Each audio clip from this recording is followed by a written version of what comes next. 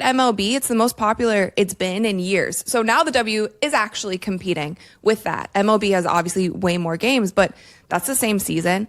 We have Soccer World Cup this summer in the United States of America happening through the summertime. So like there's always going to be something, but it does have to, like, somebody has to come forward, make a firm decision. This is how it's going to be. This is that look right there. That's not just concern. That's a journalist who's been covering this league since 2018, watching the foundation crack in real time. Annie Costabile just staked out a CBA negotiation meeting in New York, and what she saw walking out of that room tells you everything about where we're actually at. Because while the league keeps pushing schedules and talking about sustainability, behind the scenes, it's chaos. They don't have a developmental league. They have these girls like flying in from overseas or coming in from whatever secondary job they're doing to play. And it's like, there's so many things that need cleaned up, and it's not going to be something that happens overnight. And it probably won't happen in this CBA, but it is frustrating for myself coming from covering the men's league. My husband played in the NBA for many, many years, so I see the back end there. He's also played in EuroLeague. I see what they do, men's EuroLeague. I see how it's run there. It's just like, it's time for Notice what she's not saying there. The players walked out and no commented. Not angry, not happy, just indifferent. And when you've got Nneka Ogwumike, Breanna Stewart, and Alyssa Clark walking past reporters with blank faces after a critical CBA meeting, that's not strategy. That's uncertainty. But here's what makes this worse.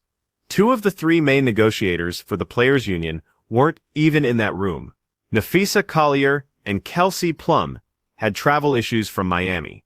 They posted 20 hours before the meeting that they made their flight. So what actually happened? And I think, like, I brought this up with sources over, the last year, and asked the question of, like, when do you think the W will actually be in a position to demand exclusivity?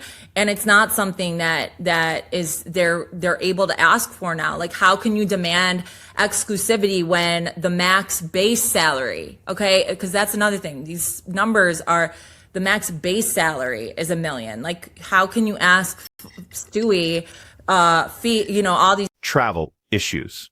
That's the official line. But think about the timing here. This meeting was scheduled weeks in advance. The entire league knew this was happening, and somehow the 2 most vocal players about getting this deal done couldn't make it from Miami to New York. Meanwhile, Breanna Stewart, the 3rd pillar of these negotiations, didn't attend in person either. She was playing in Unrivaled. And right there is where this entire situation starts to unravel, because we need to talk about the elephant in the gym. Do you know what I mean? Yeah, I mean, and listen, if they have a game, and I'm happy to get into this. I already know where you're going with the conflict of interest. You probably heard like my opinions on it as well. It's because I actually don't think that any of these women have like poor intentions, but there is clearly there is a conflict of interest. And this is something that we have never seen in any other league. And it's like, even when you talk about the NBA, when you talk about any of the major male sports leagues, they are not playing in off-season leagues. They are not allowed to do anything where they are getting paid. They can go play in the Drew League for free if they show up. Well, I love that you're bringing this up, because guess what, girl? That league pays them how much money? And there it is. The conflict of interest nobody wants to address directly. Annie's being diplomatic here. But let's be clear about what's happening. Breanna Stewart and Napheesa Collier co-founded Unrivaled. They're not just players in that league, they're owners. They're investors. They have a financial stake in Unrivaled's success, and now they're leading CBA negotiations for a league that has never, in its entire 28-year history, demanded exclusivity from its players. The WNBA was founded as a summer league specifically so women could play overseas in the winter. That was the pitch from day one. Val Ackerman and David Stern told players, "We'll give you a league in America, and you can still make your real money in Europe and Asia during the off-season." That model worked when nobody cared about the W. But now, with Caitlin Clark pulling 20 million viewers and Nike throwing money at jersey deals, the entire foundation is cracking. Some could argue now that was a business misstep, because to the point of Unrivaled being a conflict of interest, this is the W's fault. The W allowed this to happen. And so if you want to talk about the conflict of interest, well, then the discussion also needs to be about how the WNBA allowed for the conflict of interest. So I think Well, it's that's, fair. I mean, I think it's amazing what they've done, that they've been able to build this league from nothing, right? And their whole goal was like, we want a place where players don't have to go during the off season. We want to pay them as much as we possibly can and like make up for that like miss in the W salary. But my whole thing is like, if we are ever going to take women's professional basketball seriously, you have. And this is the core problem that nobody wants to say out loud. If you're a WNBA owner looking at the next 10 years, you're asking yourself, how do I justify paying Breanna Stewart $10 million a year when she's going to spend her offseason playing an unrivaled, potentially getting injured, diluting her brand across multiple leagues, and never being exclusively mine? LeBron James doesn't play in Europe in the summer. Luka Doncic doesn't go back to Real Madrid in July. The NBA has exclusivity built into its entire structure, and it's a massive reason why those players make $40 million a year. But the WNBA can't demand that yet, because the max base salary right now is $1 million. You can't ask Stewie to turn down $300,000 from Turkey and $200,000 from Unrivaled when you're paying her $1 million. The math doesn't work. But I never thought of it as like something that I could pursue as a career, not only because I wasn't good enough, but also because I was never told, oh, you can make money playing this game, or there's a career in it at all. Like that wasn't, and I'm the same age as a lot of these players, so that's obviously just my bubble. But now, not only has that mentality, like for a lot of people, changed, but the investment at the collegiate level in terms of coaching and all of these spaces has evolved, which makes the product better and then raises the value, because you can't just invest in something because it's the right thing to do. Like it has to be a good business. This is what makes the sustainability argument so complicated. Yes, there's legitimate fear that the Caitlin Clark boom could be a bubble. The league has seen false starts before, but at the same time, when is there ever going to be more leverage than right now? The players know this is their moment. Viewership is up 300%. Attendance records are being shattered. Every major brand wants in on women's basketball. But here's the disconnect. The league showed up to that Monday meeting without a proposal, not a revised offer, not a counteroffer, nothing. Their explanation was that they wanted to have a conversation first and get on the same page. But when you've got 100 players about to hit free agency, when you've got 2 expansion teams that need rosters, when you've got a season that's supposed to start in May, showing up to negotiate without a proposal isn't strategy. It's a pressure tactic. Because we used to go to Cleveland Rockers games and like sit courtside, and I would see the arena. Like they didn't even have half the people there that were there when I would go to a Lady Vols game in Tennessee. That was my favorite team to watch when I was a kid.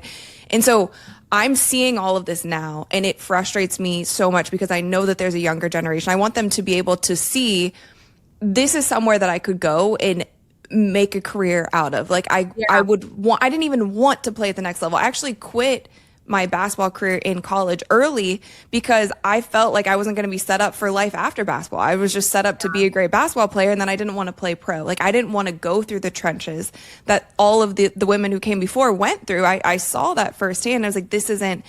So we see the success now, and that's why I think it also frustrates. And she's right. This is negotiation warfare. The league knows that every day this drags on, more pressure falls on the players. Because the veterans who've been grinding overseas for 15 years, they need this season to happen. They can't afford a lockout, but the young stars who just signed 6-figure unrivaled deals and have Nike money rolling in, they can wait.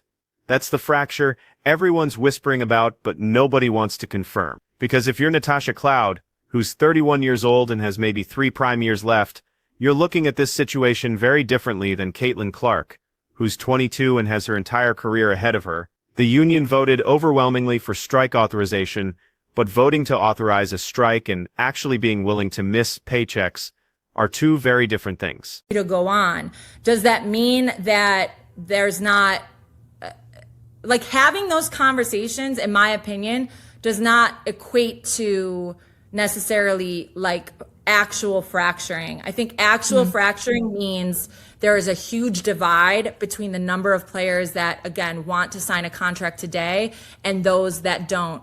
And if there was that huge divide, the vote on the, strike authorization wouldn't have been so largely in favor. So I think, again, there's nuance to that conversation of fracturing. And if there was actually a heavy fracture, I think we would have seen a difference in that vote. And I also think, again, having conversations. Here's what nobody's talking about: the expansion draft. Portland and Toronto are supposed to start playing next season, but the league hasn't even told existing teams the rules yet. Not how many players they can protect, not when the draft will happen, not what the salary cap implications are. Nothing.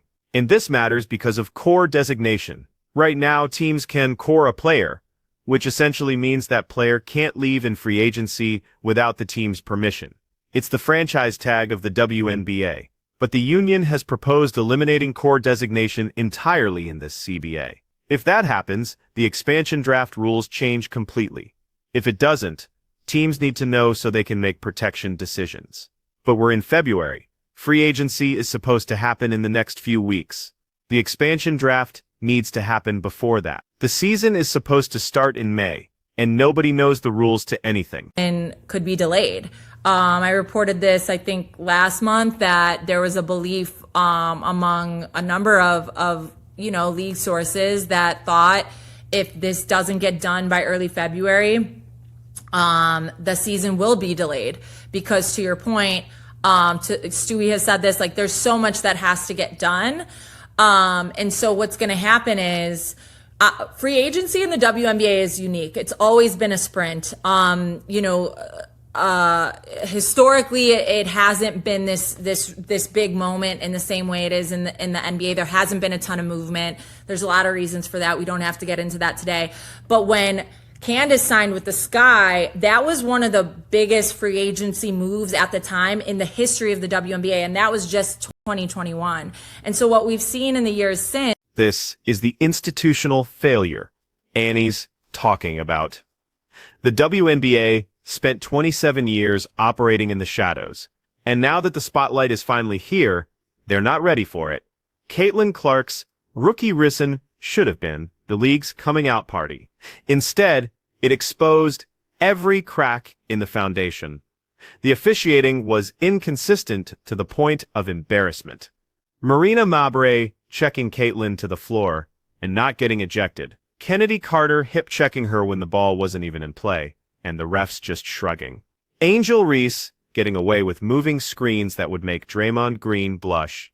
And the league's response was to form a committee to study the problem, not fix it. Study it. The scheduling was a disaster. Back-to-backs, 3 games in 4 nights, teams playing in different time zones on consecutive days, the kind of schedule that would get Adam Silver laughed out of a Board of Governors meeting. But for the W, that's just how it's always been. The way people talk about women's sports, want to be involved in women's sports, see the value in careers in these spaces. And I think that's also why so many people got so sensitive about the discourse around Caitlin Clark when she came into the league, because, again, to our point, we maybe didn't see a future in the WNBA, and I'll say you, because I didn't even play in college. Again, I was not a hooper like that. But there are women who gave everything to build the foundation of the league when no one else gave a shit. There are women. This is a story I'm working on now, but there are women whose hit. And this is the part that should terrify every WNBA fan. Because Annie's absolutely right. There are women who spent their entire primes building this league when nobody cared.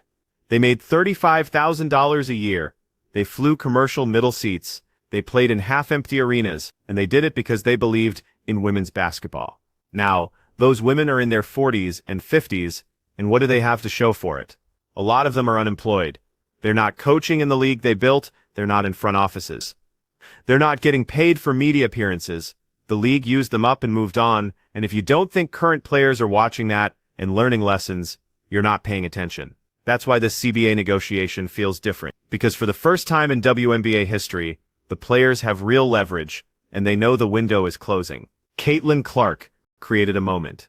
But moments don't last forever. In sports. And that unfortunately happened with the women's game. And it started way back to when Caitlin and Angel were in college.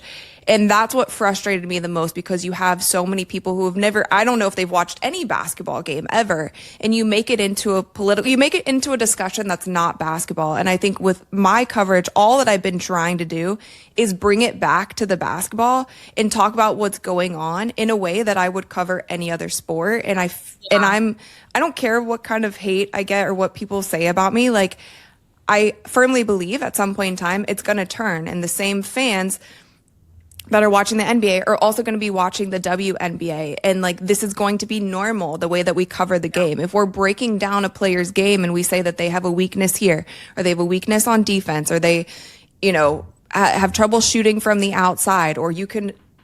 So here's where we actually are. The league and the union are talking past each other. The league keeps saying sustainability.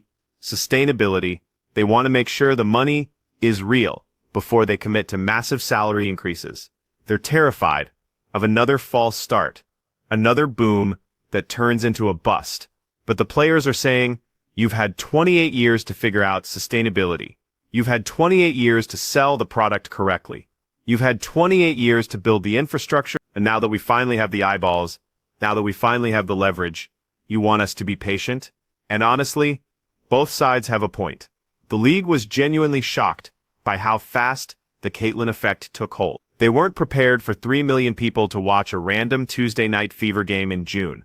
They didn't have the production capabilities, the broadcast infrastructure, the officiating depth, or the scheduling flexibility to handle that kind of attention. But the players are right that preparation is the league's job. It's not Caitlin Clark's responsibility to make sure the refs are trained. It's not Breanna Stewart's job to figure out broadcast deals. That's what Kathy Engelbert gets paid for. And if she wasn't ready for success, that's a failure of leadership. Here's what makes this entire situation so precarious. Free agency is about to be unlike anything the WNBA has ever seen. In a normal year, you've got maybe 20 quality free agents, and teams make their moves in a 2-week sprint. Sign your core players, maybe make one splash move. Fill out the roster with veterans on minimum deals. Done.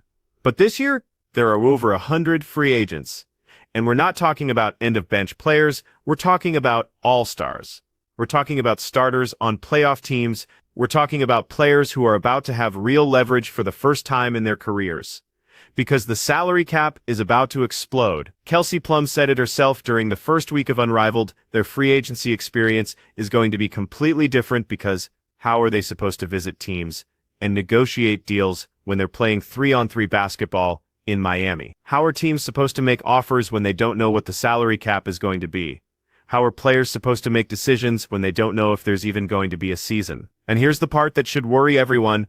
We're probably going to see a lot of one-year deals. Players are going to sign short-term contracts so they can negotiate again next year when the CBA is actually done and the real money is on the table. Which means we're going to go through this entire circus again in 12 months. The league released the schedule already. They put out this whole announcement about the season starting on time, about the new broadcast deals, about expansion. But it's a smokescreen, because how can you release a schedule when you don't have a CBA? How can you tell fans to buy tickets when you don't know if the players are going to show up? And this is where the league's strategy becomes clear. They're betting that public pressure will force the players to fold. They're betting that fans will blame the players if the season gets delayed. They're betting that the optics of millionaire athletes refusing to play will turn sentiment against the union. But here's what the league is missing.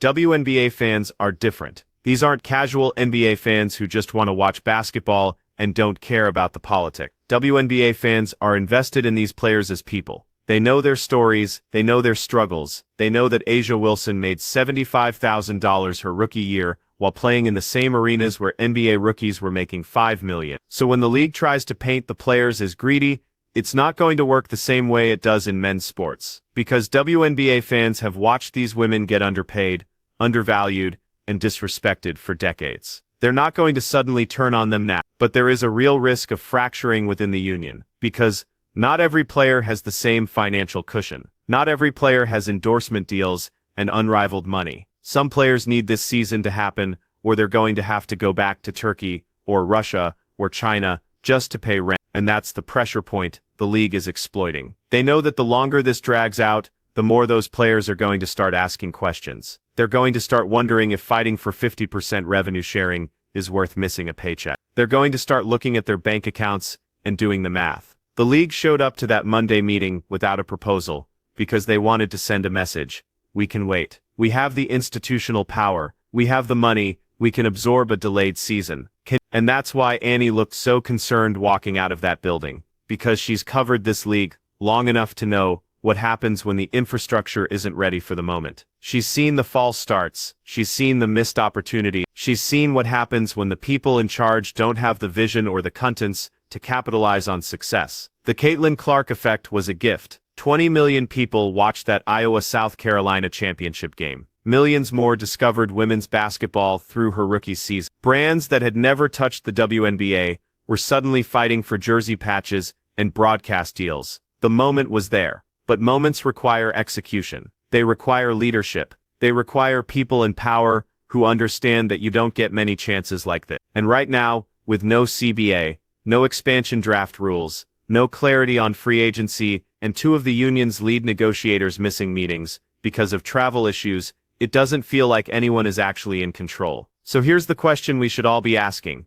What happens if they blow this? What happens if the season gets delayed? If casual fans move on? If the momentum dies? Because the league keeps talking about sustainability, but you know what's not sustainable? Wasting a generational talent's prime years while you figure out basic infrastructure. Caitlin Clark is 22 years old. She has maybe 10 elite years ahead of her. The WNBA has already burned one of them with inconsistent officiating, embarrassing scheduling, and a media circus that turned every game into a referendum on race and sexuality instead of basketball. How many more years are they going to waste while they negotiate over revenue-sharing percentages? The players deserve to get paid. They deserve 50% of revenue. They deserve guaranteed contracts and better travel and an actual developmental league. They deserve all of it. But they also deserve a league that's competent enough to deliver on those promises. And right now, I'm not sure the WNBA is that league. Which brings us back to that image of Annie Costabile standing outside that New York building, watching players walk past with blank expression, because that's where we are. Not angry, not hopeful, just uncertain. And uncertainty is the worst possible place to be when you're trying to build something sustainable. So what do you think happens here? Does the league cave and give the players what they want? Do the players fracture and accept a compromise deal? Or does this drag into April and May and we actually see games get canceled? Because I'll be honest, I don't know. And based on that meeting, neither does anyone else. Drop your predictions in the comments. And if you want to stay updated on every twist in this CBA saga, hit that subscribe button because this story is far from over.